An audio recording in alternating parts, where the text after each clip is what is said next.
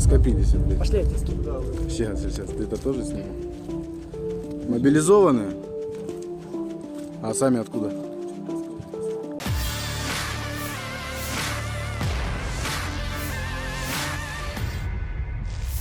Militer Rusia menangkap 2 prajurit Ukraina setelah mужчина, sempat вы тут terlibat зря вот это kontak senjata. скопились. Rekamannya rame beredar di Telegram pada Kamis 27 Oktober 2022. Dalam keterangan unggahan disebutkan tentara Ukraina tertangkap. Militer Rusia tetap humanis meski tanpa memberi ampun alias melepas tahanan. Mereka datang dengan senjata untuk melawan Rusia, tapi pasukan Putin tetap memperlakukan mereka seperti manusia.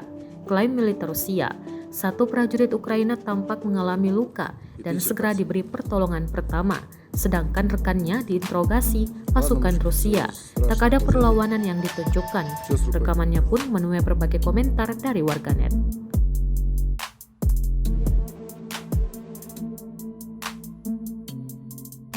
А что в крови?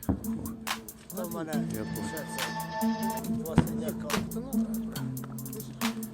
Terima kasih sudah nonton.